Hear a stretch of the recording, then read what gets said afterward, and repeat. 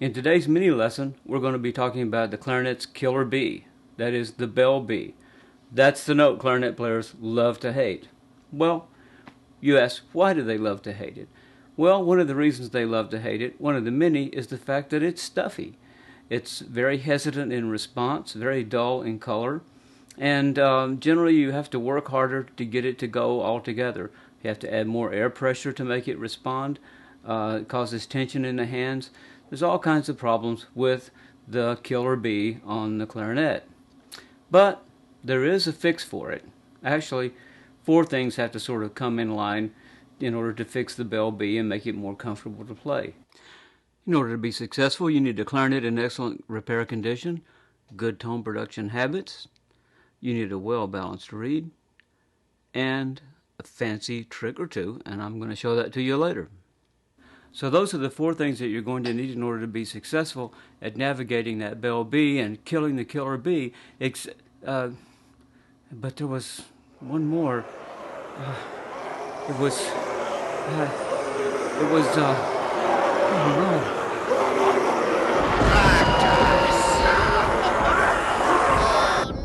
no. Just when you thought it was safe to come out of the water. That's right.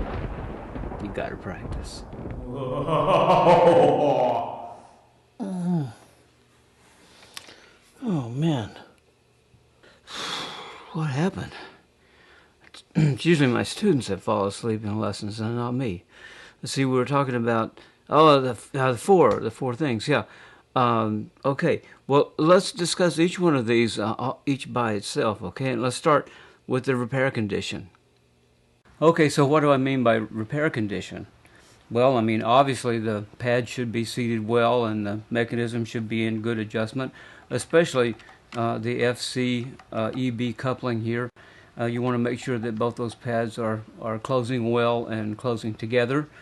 And the crow's foot is okay. It's great. We still got 17th century technology on the clarinet with the crow's foot down there. But I mean something else besides that. You'll notice when you play bell B that the only note, the only key that's open is the register key. A lot of people don't like the fuzziness, what they think is not just resistance, but fuzziness of the bell B. And mostly the fuzziness is coming from the register key itself. Well, there are a few fixes for that. First of all, make sure the register tube is free of debris. Clean this frequently because it can fill up with lint due to swabbing.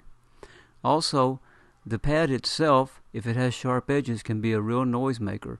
Take some sandpaper and round the edges of your register key pad, and that will help clarify the bell B too. Pulling the bell about 1 millimeter will make the B play clearer and respond more quickly, and it won't affect the tuning. Besides the repair condition of the clarinet and this adjustment here in the register key, you have to, of course, play correctly. You can't have bad tone production habits with your chin folding and changing your air and having essentially the resistance in the clarinet affect the way you play all the time and get very good results. So practice good mechanics. The better your playing mechanics are, the better you're going to be sounding on a note like the bell B and other notes that are problematic on the clarinet. Now, as far as reeds go, unbalanced reeds will cause increase of distortion and fuzziness and all kinds of stuff in pitches, not just bad response, but bad color, and especially on the bell B, lots of fuzziness. So you want to have balanced reeds. If you have trouble getting balanced reeds, you might check out my ATG system. It's the easiest to use and most effective reed finishing system that I know of, and compared to the other systems out there, it's dirt cheap. Finally, besides the repair condition and equipment considerations, there are a few things that you can actually do when you're playing the clarinet. One of the main things is to learn how to vent the throat A key. Well, what do I mean by that?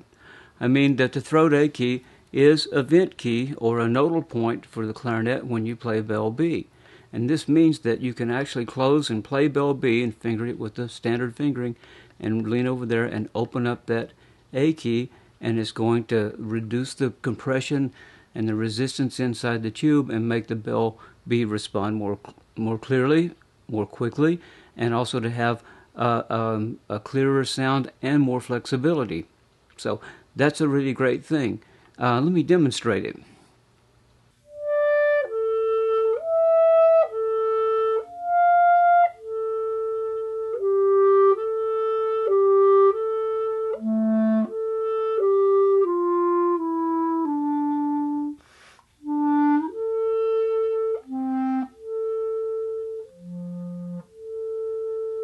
Some clarinet models have more resistance on the bell B than other clarinet models, and so the opening the throat A solution is going to be much more remarkable and a much bigger improvement on those stuffier bell Bs than they will be with clarinets that are better designed and have better tone emission on the bell B. But almost every clarinet will be improved by learning to do this. All you have to do is oh,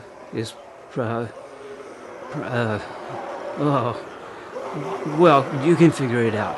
Oh, see you later. Thanks for dropping by.